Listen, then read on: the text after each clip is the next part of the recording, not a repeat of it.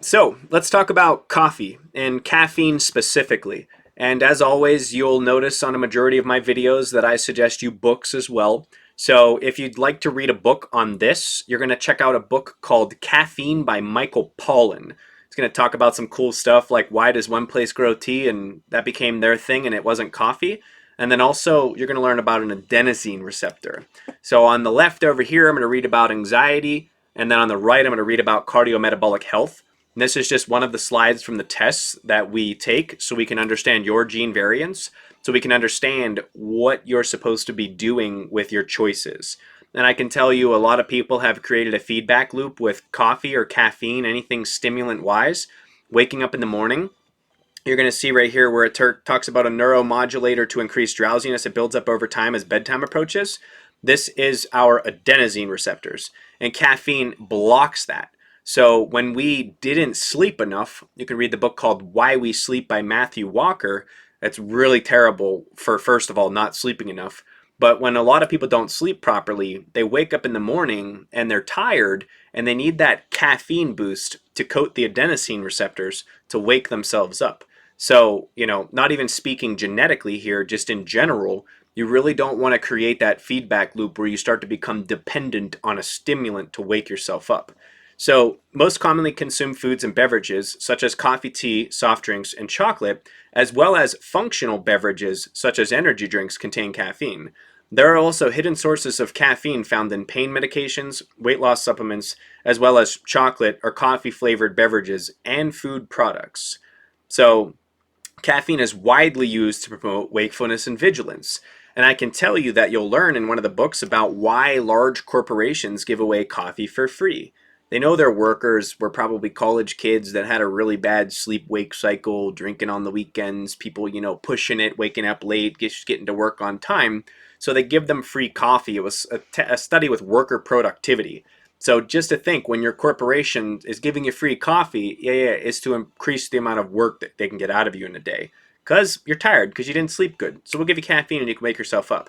So reduce sleepiness and mitigate fatigue-related various shift work occupations or travel across time zones. And you'll learn with shift work occupations that the graveyard shift, I want you to look into why the graveyard shift is actually called the graveyard shift. And this has to deal with our circadian rhythms. And if we, don't follow them properly, well, increase of dying might go up.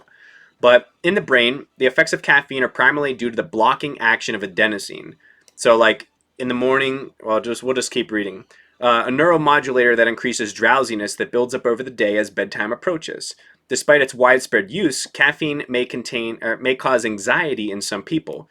This is why, like, some people that drink caffeine, they're like, I can't drink that gives me anxiety. Welcome to genetics. It's one of the main reasons why a lot of things happen inside of somebody that don't happen inside of somebody else.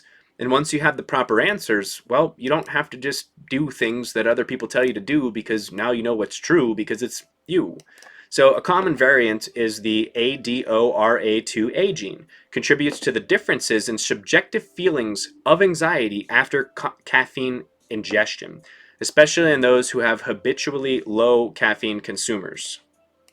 So this is one of the many things that you learn where if the jeans don't fit, you can't wear them. I mean, I don't know about you, but I don't want to go put on a pair of skinny jeans that don't fit and I can't even zip them up or button them. Might look a little bit weird, but when it comes to your actual genetics and the genes that you have, there are different markers that prove information to be true or false for you. So caffeine being one of the ones where a lot of people that are into health decide to fast.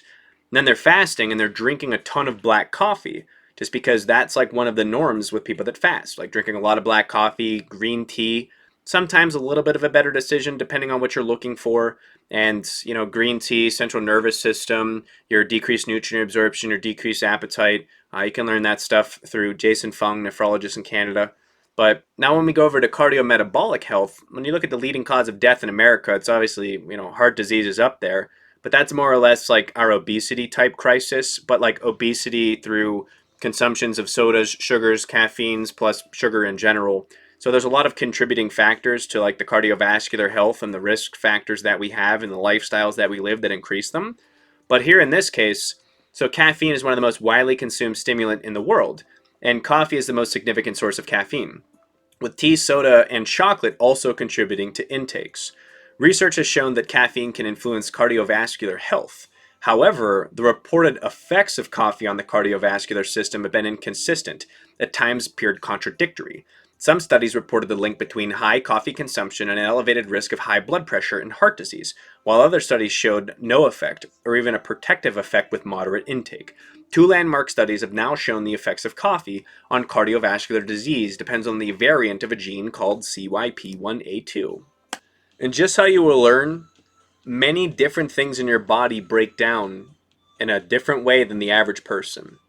So, down below this video, we're going to have a much longer video that shows you the entire test just so you can get an understanding of everything that's included in the test to see if this is right for you. So, I'll see you in the next video.